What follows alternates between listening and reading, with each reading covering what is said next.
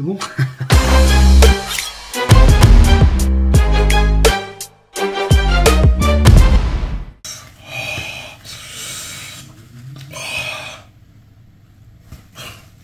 Bah non, je me tripote les glasses.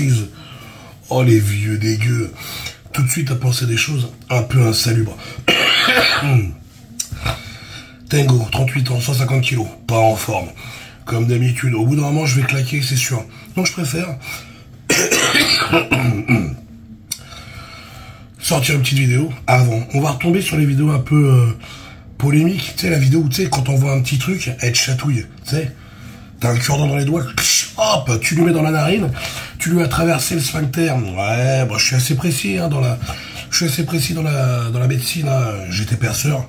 Je sais quand même comment se construit un corps humain. Ok. Oh putain. Qui fait cabayer? Ok les frères.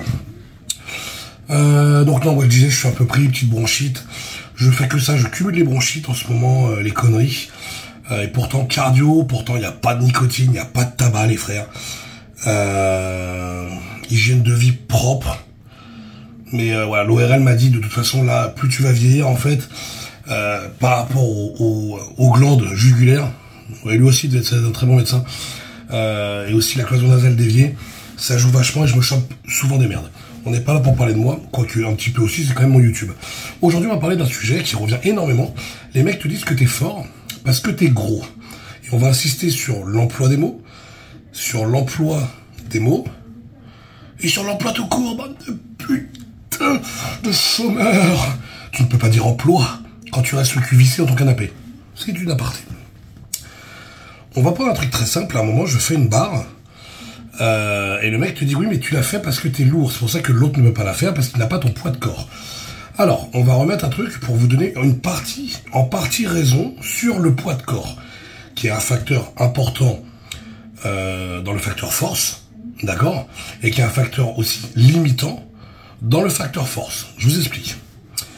Je connais pas, personnellement, moi, un seul obèse, c'est-à-dire obèse, juste lourd, juste gros, donc juste gras, donc juste en mauvaise santé, hein, contrairement, alors je sais, ne vous en déplaise, contrairement à moi, qui suis quand même un sportif, et encore une fois, de haut niveau, puisque je fais quand même de la compétition, j'ai des entraînements, j'ai des suivis médicaux, donc c'est tout ce que fait un sportif de haut niveau, comme d'habitude.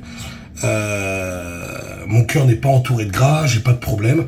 De faire avec toutes mes analyses montre que mon corps va bien, je n'ai même pas de cholestérol. Gros stub. Par contre, ça c'est, ils disent que c'est génétique, mais c'est vrai. Est-ce que c'est parce que depuis que je pique, je fais un mélange traîne, boldo, acétate, énanthate, suce en chatte, presse la moite. Là, je te mets tout ça dans la veine. Je prends 22 cm sur le bout du gland. Il a une forme assez spéciale, mais on prend du plaisir. Mes analyses vont bien. Je ne connais pas un obèse plus fort que moi. Aussi simple que ça. Je ne parle pas de oui, mais quand tu calcules l'IMC 1m73 fois ton poids divisé par la masse de ta belle-sœur, ça ne marche pas, ça prend pas en compte la masse musculaire. Donc tous les mecs qui me parlent d'IMC, déjà je vous mets un doigt dans le fion, c'est un doigt en plus, j'ai pas coupé l'ongle. Faites gaffe les gars, je peux vous couper un abdomen. Surtout que dans ce cas-là, tous les bodybuilders qui sont secs, c'est-à-dire qui n'ont pas du tout de gras, sont en obésité morbide. Bien joué les pros. Franchement, ça fait plaisir. Donc je ne connais pas un obèse plus fort que moi. Et pourtant moi, je suis loin d'être le plus fort. Très loin. Surtout dans mon sport. Maintenant, là où je reviens sur le truc où vous avez quand même en partie raison, les barres les plus lourdes ont été effectués par des mutants. Le plus gros deadlift, c'est Thor qui l'a fait. Et à ce moment-là, il faisait 206 kg de poids de corps. Le plus gros la plus grosse log au niveau des épaules, c'est Iron Bibi, qui doit tourner dans les 200 kg de poids de corps. Les plus gros squats, c'est les plus gros powerlifters et les plus gros strongman qui les ont effectués. Pareil, des poids de 180 kg, et des strongs, pareil, de 150, 160, 170 kg quand on voyait des squats de fou malade. Le plus gros bench, Julius Maddox. Pareil, poids de corps approchant les 200 kg. Point en commun, ils sont grassouillés. Ouais. Point en commun, quand tu leur enlèves 40 kg de gras, c'est des mecs qui sur la balance, ils sont toujours affichés à 140 kg. Et là, il y a des abdos apparents. On l'a vu encore une fois avec Thor. Thor est tombé pour son match de boxe à 145 kilos, le mec il a les abdos tressés. 145 kilos sec, c'est propre. Hein. Alors je dirais pas sec, par respect pour les bodybuilders, je dirais propre, parce que sec c'est une autre phase. Sec c'est vraiment en cas de compétition, et donc on n'est pas sec à l'année, donc Thor n'était pas sec, mais Thor était très qualitatif. On l'a vu avec d'autres strongman qui ont perdu du poids, Bizel a perdu du poids, il y en a un autre, là, je n'ai pas son nom en tête, et les mecs affichent des physiques énormes, à 135 kilos, 140 kilos, très propres. Et ouais les gars, donc c'est pour ça que je vous dis, le mot gros ne me va pas. Toi t'es gros, donc tu pousses lourd. Non.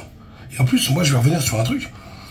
Il y a des barres que je faisais il y a 35 kilos, c'est-à-dire quand je faisais 115 kilos à peu près, j'avais des séries de 6-7 à 200 kilos au développé. Tu vois? Là, tu me mets sur un développé couché, j'ai pas 6-7 reps. Pourquoi? Alors que je suis bien plus fort qu'il y a 30 kilos. Je suis largement plus fort. Pourquoi? Pourtant, j'ai pris du poids. Je devrais être encore plus fort. Ça devrait être trop facile. Il y a le côté spécification. Et oui, la spécification, c'est quand même quelque chose de très important. Quand tu te spécifiques sur un mouvement, tu deviens bon. Comme j'ai dit, pour moi, les mecs qui font les haltères, les haltères, pour moi, c'est pas de la force. Les haltères en salle de sport, ça va à 60 kilos. 60 kilos, c'est-à-dire que ça fait 120, avec la coiffe des rotateurs. Si tu joues un petit peu sur le côté, ça bouge et tout, ok, c'est un peu plus dur. Mais sinon, au bout d'un moment, il est 60.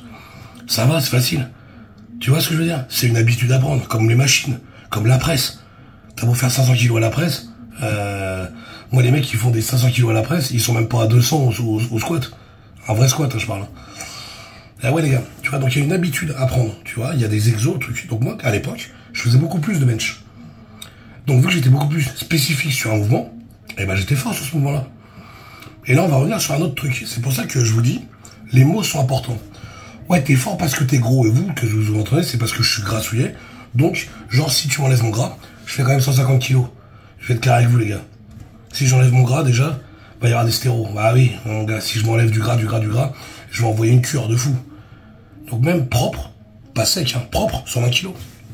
120 kilos propre à 1m73, je le vis bien. Je le vis très très bien, poteau. Franchement, si je suis à 12 de BF, à 120 kilos à 1m73, en France, je vous regarde même pas en fait. Donc, voilà, c'est juste pour vous donner un ordre d'idée. Ah oui, c'est ça les gars, parce que chaque fois vous pensez quelque chose, mais vous connaissez pas vraiment le gabarit des gens en vrai. Donc voilà, vous pensez que parce qu'on est gras, on est fort. Donc je vous ai déjà dit, je connais pas d'obèse fort. Ah bah tu me compares souvent. Oui, mais si tu prends un obèse de 120 kilos comparé à un mec de 60 kilos. Encore heureux quand même que le mec qui fait 60 kilos de plus ait quand même un peu plus de force. Mais au développé couché, ça va pas jouer de fou. Hein. Au développé couché, crois pas que le mec il va avoir des barres de malade, le mec de 120 kilos, qui est tout gras. Il aura rien dans les bras. C'est ça le truc.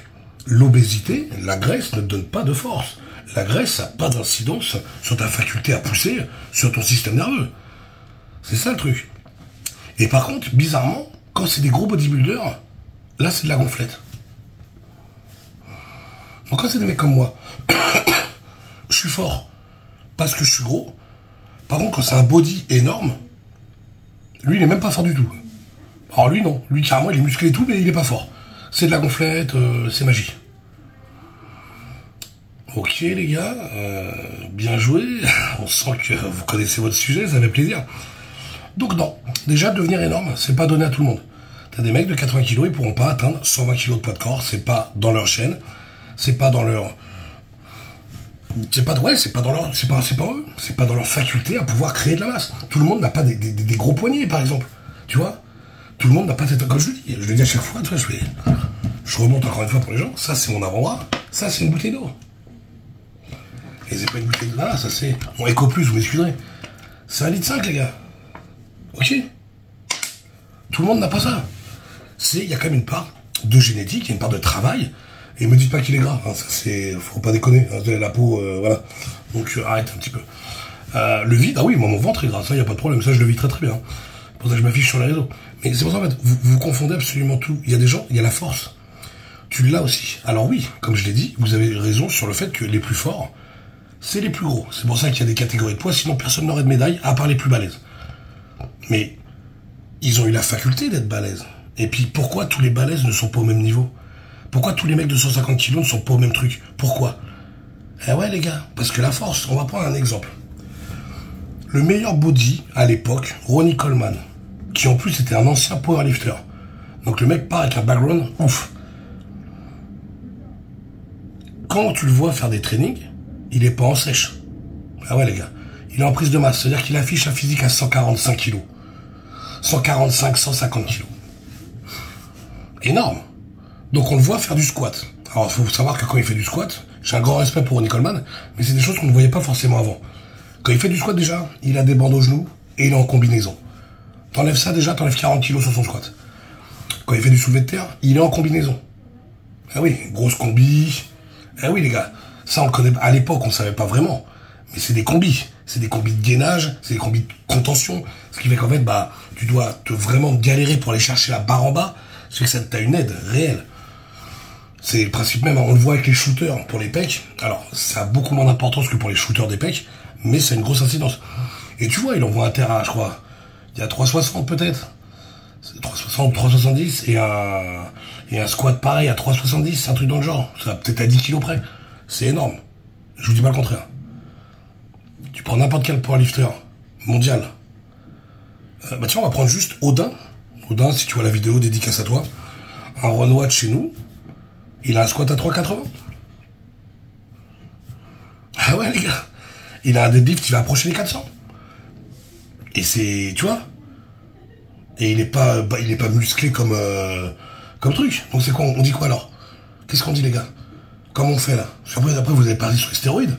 Mais niveau stéroïdes, Odin contre Ronnie Coleman, je vais laisser le doute à Odin, mais je suis pas sûr qu'il soit aussi chargé quand même. Tu vois?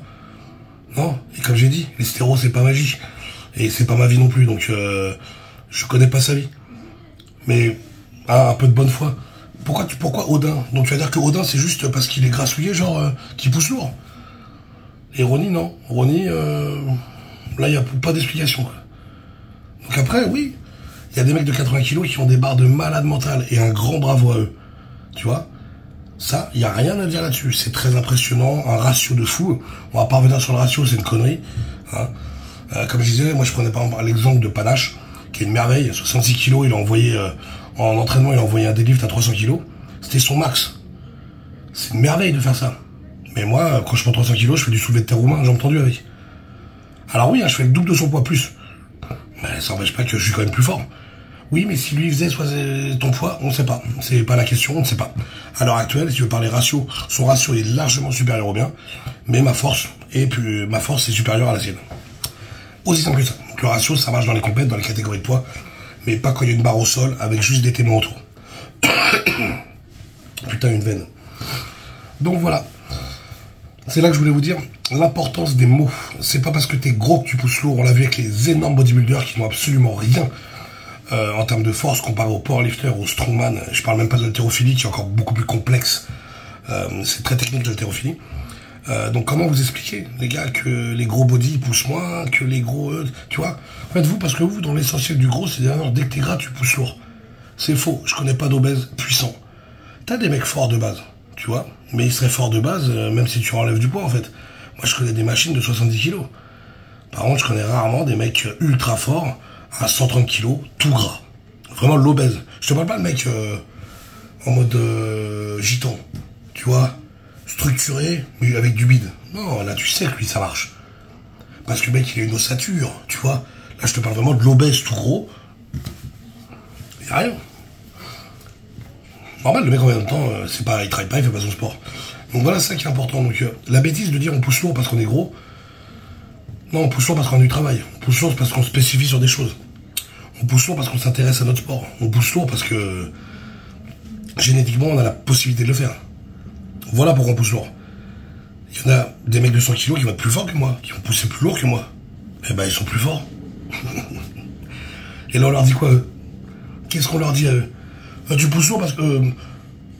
eux, en fait, ils ont le droit d'être forts. Nous, non. Nous, en fait, on a le droit d'être juste gros. On n'a pas le droit d'être fort. On est que gros. On est fort parce qu'on est gros. D'accord. Mais comme je disais, comment t'expliques qu'il y a 30 kilos, j'étais plus fort qu'avant? Alors que je suis moins fort. C'est Inception, mon poteau, tu vois. Ah bah j'ai Christopher Nolan, là, il a pris son bouquin, il est en train d'écrire un nouveau script. Hein. Ça va sortir. Ouais, ça va être très très sympa. Contraception, ça s'appelle. C'est avec une pilule bleue. Ouais, il y a Morpheus, oh, il y a tout le monde. C'est le bordel, il y a Batman. Je suis la pilule. Bref, on va pas aller plus loin. Bonsoir. Donc voilà.